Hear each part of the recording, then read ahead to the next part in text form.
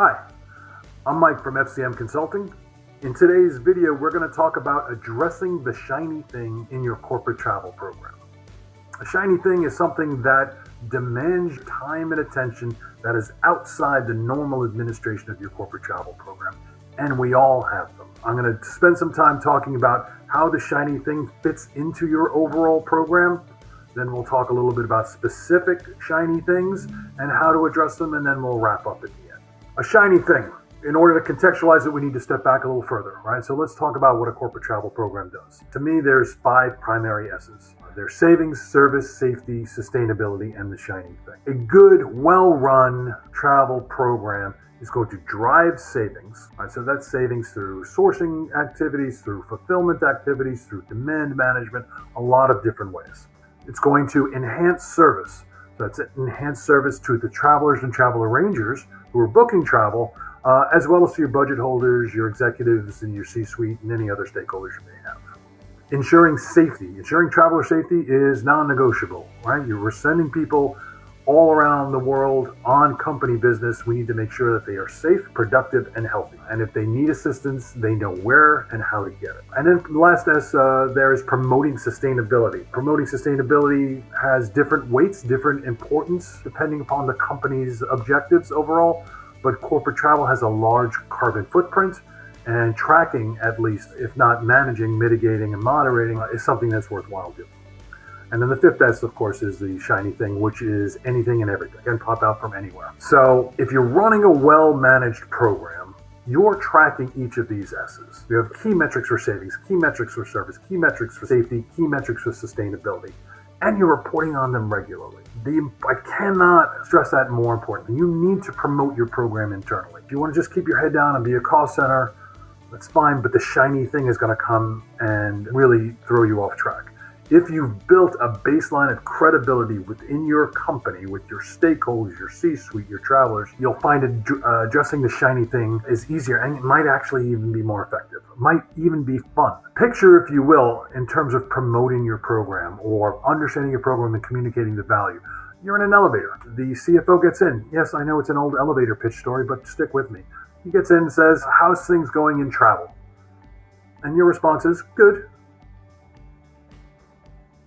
And then you spend the next 30 seconds in the elevator, and then he gets off, and that's that. Probably not the best interaction, not the one you wanted to have. Picture instead, you have a conversation with the CFO, gets on the elevator, and she says, "How are things in travel?" And you say, "Fantastic. Last quarter, our savings rate was 8.2%, which was 0.2% over the previous quarter. Our travelers have reported being 4.7 on a scale of 5 in terms of satisfaction, so it's really going strong. Our safety, we've had 3 incidents over the past quarter. All were addressed successfully and quickly and taken care of, and that's out of 6,000 trips. And sustainability, our carbon footprint's actually down 3% over the previous quarter. Some of that might be seasonality, but we're tracking it aggressively. I have a few ideas how travel can actually enhance the business results even more. I'd love some time with you to talk about it. How does that sound?" And then the CFO gets off the elevator. They're thinking, all right, this person knows their stuff.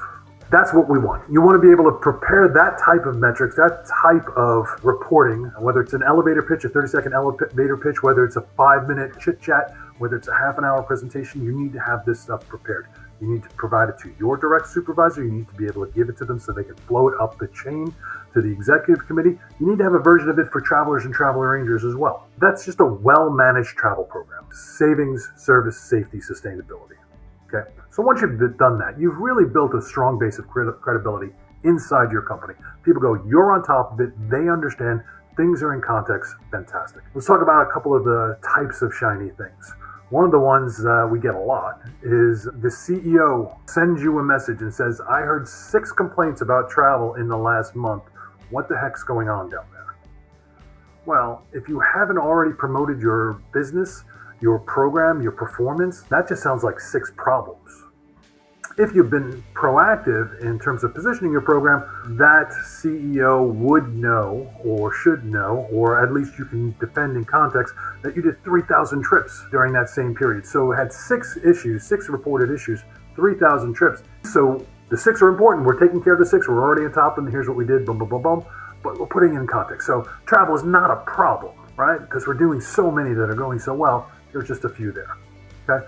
That's a typical shiny thing, and by proactively providing that information, that context, you can avoid any sort of grief. Because once they ask a question and you're defending because you haven't prepared them ahead of time, you're already in a negative space. Another great shiny thing that pops up, and I should say, shiny things aren't all negative. They could be very positive, as a matter of fact. Some of them are trivial. Some of them could be really important to your program. Another one is maybe not critically important, but it's something you should have in your back pocket. There's somebody who is loud in your organization who likes to spend hours finding a cheaper fare than what they could see on the online booking tool or that the agents gave. And they want to talk about it to everybody, right? It gets brought to you, it gets brought to your boss's boss in this conversation. And now you're having to defend the idea of why you're using a TMC, why you're paying transaction fees, why they're looking at something that's not the same as what was provided on an OBT. It's a basic economy fare, and you're looking at economy fares because you don't want to take basic economy, or it's a prepaid hotel, and that's not something the business wants to do. But now you're taking your time out of your day to have to defend this, to explain this. Now this one happens enough that you should have a pre-written one-pager that you can just say, here are the benefits. We understand that you can sometimes find a cheaper fare somewhere by comparing apples to apples, and we're happy to investigate it if you give us a screenshot of what you found. Chances are this is how it works. This also works with people saying, I can book directly on the airline's website and not have to pay a transaction fee. These people are trying to do the right thing for the business. They're trying to save money. They just don't understand the greater context of you consolidate your program with a TMC or TMCs. You do this for reasons, again, safety, savings, service, sustainability. You throw all these pieces together. They don't understand the context. So you can have something prepared to send them out to them, but it's a shiny thing and it just takes you out of your day-to-day administration. And you have to address it, especially if they're loud. Another good shiny thing. There could be shiny things that are opportunities, right? So AI, NDC, things that are popping up in the industry that are not the normal administration of doing reservations for your travelers, getting them there safely, making sure we're leveraging our contracts appropriately, etc. Okay, so how do you take advantage of these things? Like, these are shiny things and they can take a lot of time and they can take a lot of attention. To do those, we always suggest building somewhat of a steering committee. A steering committee from travel stakeholders, right? So that would be you as a travel manager, procurement, legal, risk, HR, maybe IT, a representative from the top business traveling business unit, maybe a representative from the EA group or the executive admin group to be there. You build this group, you use this group for feedback, for input, for running things by.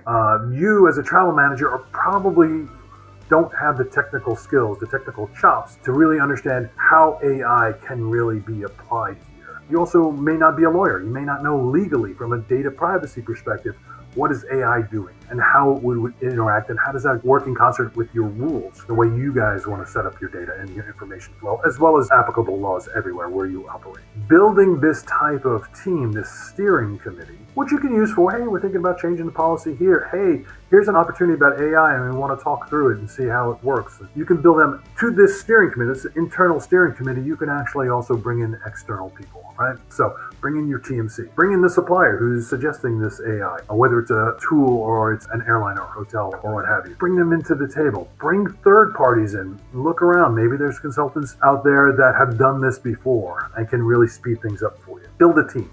Don't expect that you can do it yourself. I would have a standing team ready. This is best practice. You already have this team. You're meeting quarterly or twice a year. You're touching base with them monthly on, again, your program performance, right? Your savings, your service, your safety, your sustainability. You brought them in. They understand these pieces. So you're building a team to address shiny things that are important, but are bigger than just you being able to figure out. This will get you better input, better minds, better specialists to come to the table, specialized knowledge. It also saves you time and effort. It'll make things happen faster, right? And it'll also improve buy-in. If you want to move somewhere and the group, the steering committee has all had input and they agree, it's going to be so much easier to get things to work inside your organization than if you've done it alone and now you're trying to throw it over the wall and see if they can do that. And there are other shiny things like vendor issues, geopolitical unrest, uncertain economy, things like that that you need to have an answer for if someone asks. Sort of like, how is this going to affect us? What can we do to contribute these to improve the company's results? All of these elements. How does travel fit in there? Expansion, mergers and acquisitions, all these types of shiny things could be a lot of fun to work on, take a lot of time and attention, right? So don't be afraid of the shiny thing. You can be annoyed by some shiny things, let's face it. Some of them are just annoying. Some of them are exciting. So let's make sure you can set up to address each and every one of these, right?